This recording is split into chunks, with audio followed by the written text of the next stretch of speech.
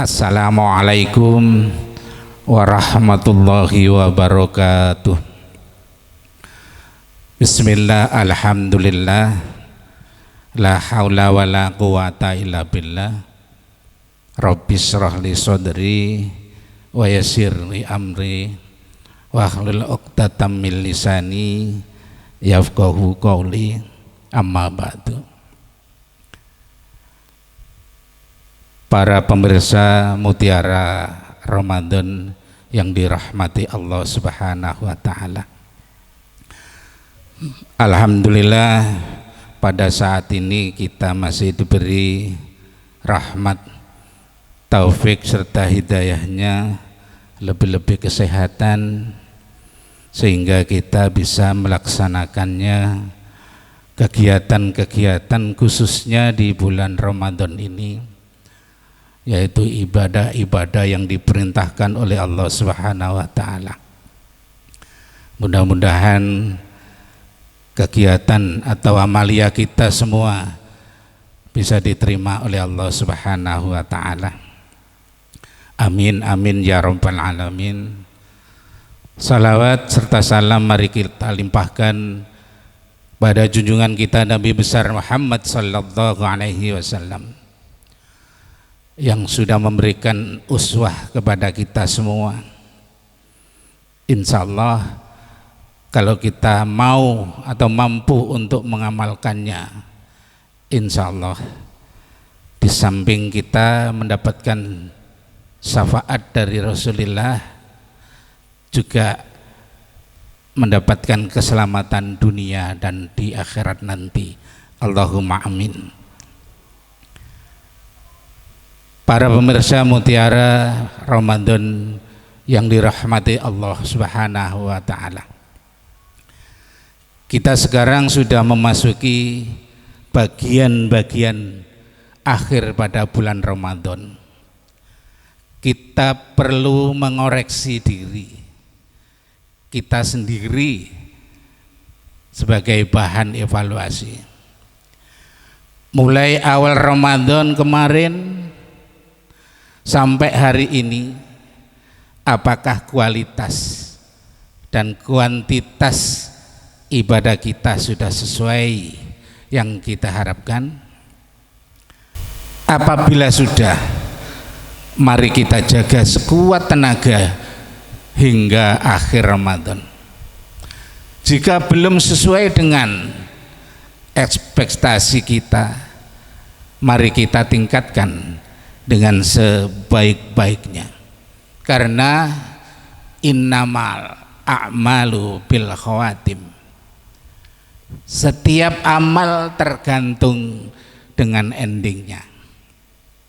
Seperti orang yang sedang membangun rumah. Kita ini sudah membangun rumah 70%. Bagaimana yang 30% sisanya?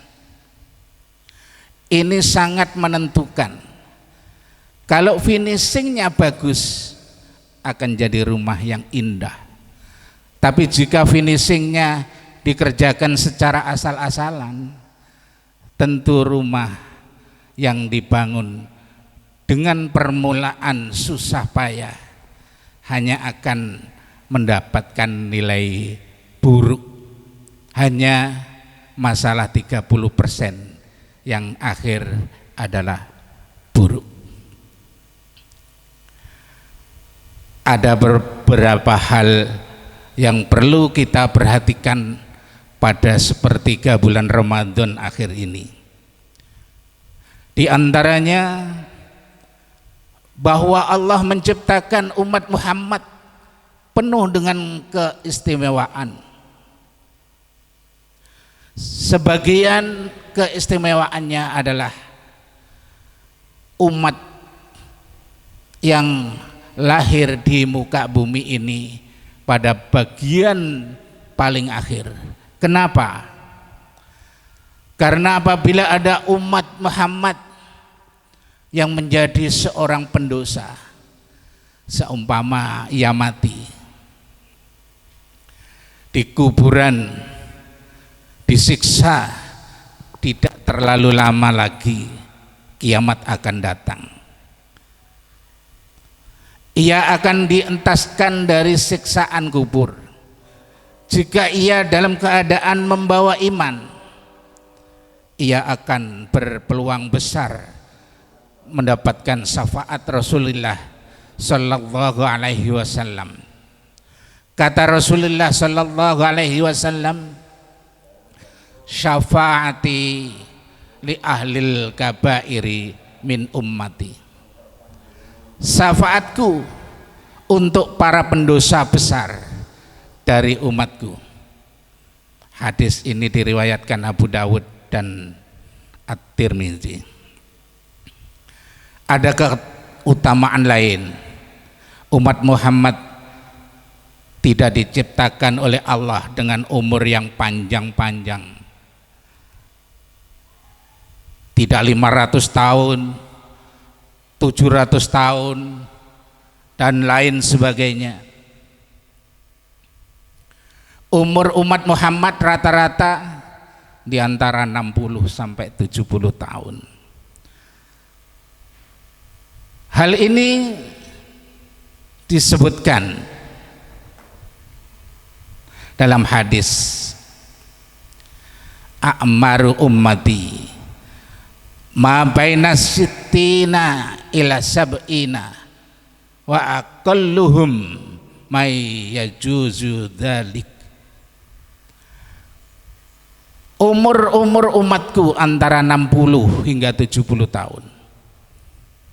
Sedikit di antara mereka yang melewati usia tersebut. Umur yang pendek-pendek ini di antara hikmahnya adalah supaya umat Muhammad tidak capek-capek beribadah yang panjang. Umat Muhammad diberi oleh Allah umur yang pendek.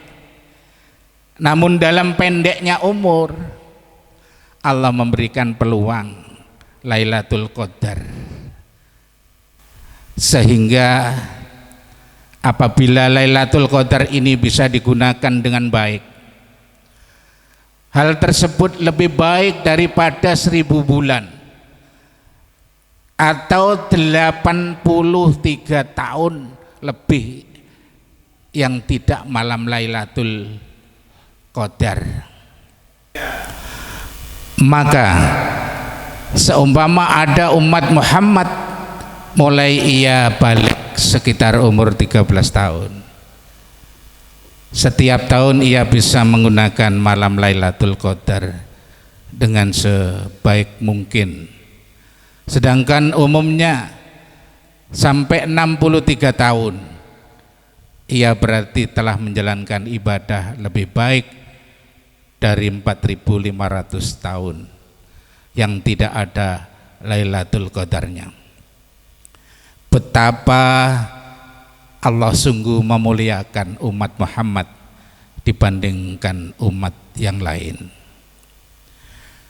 Lailatul Qadar tidak bisa dipastikan jatuhnya kapan. Bisa pada awal Ramadan, bisa juga di tengah bulan Ramadan, ataupun di bagian akhir bulan Ramadan. Hal ini tidak dijelaskan secara pasti supaya kita mau menjaring terus menerus. Dengan begitu selama Ramadan kita berusaha memenuhinya dengan ibadah.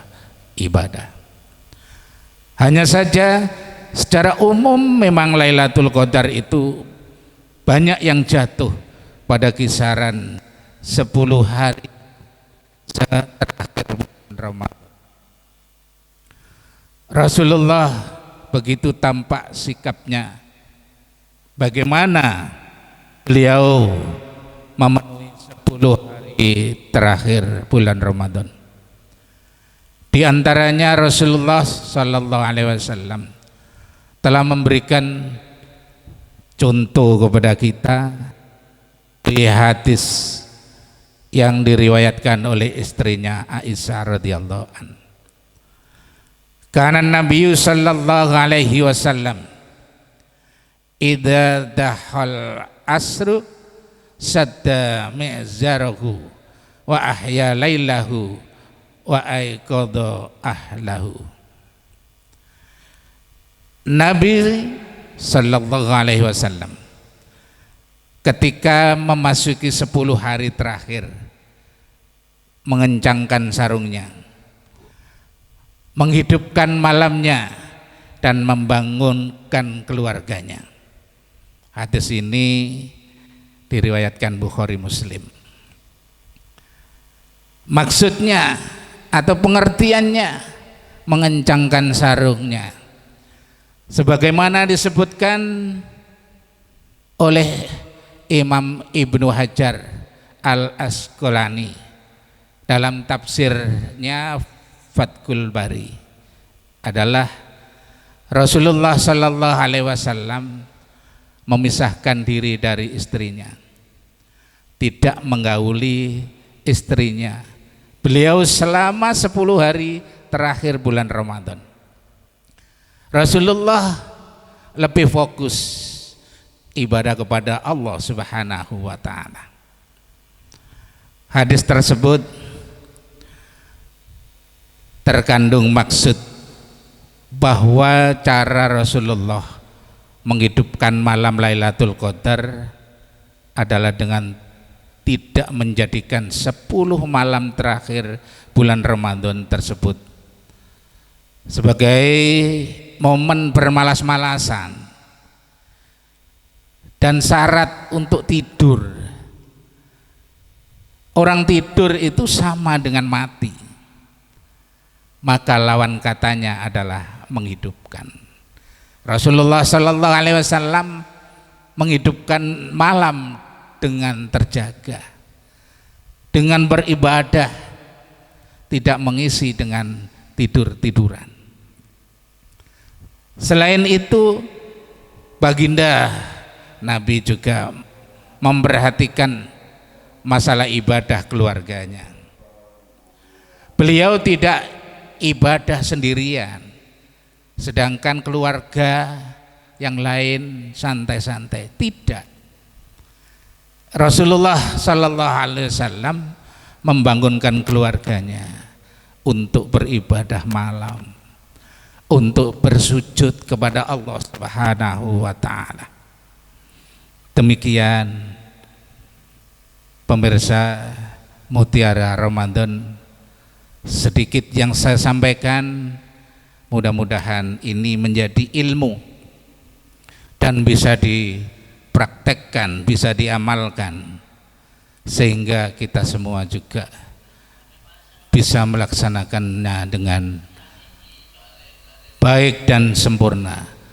Dan juga mudah-mudahan di momen ujian selama 30 hari di bulan suci Ramadan ini, kita semua diberi kesehatan sehingga semua bisa melaksanakan ibadah-ibadah yang dilipat gandakan pahalanya, yang akhir kita semua sesuai dengan firman Allah, la'allakum tattaqun, yaitu kita dijadikan seseorang atau manusia yang taat kepada Allah Subhanahu wa Ta'ala. Demikian kurang lebihnya saya mohon maaf. Saya akhiri. Assalamualaikum warahmatullahi wabarakatuh.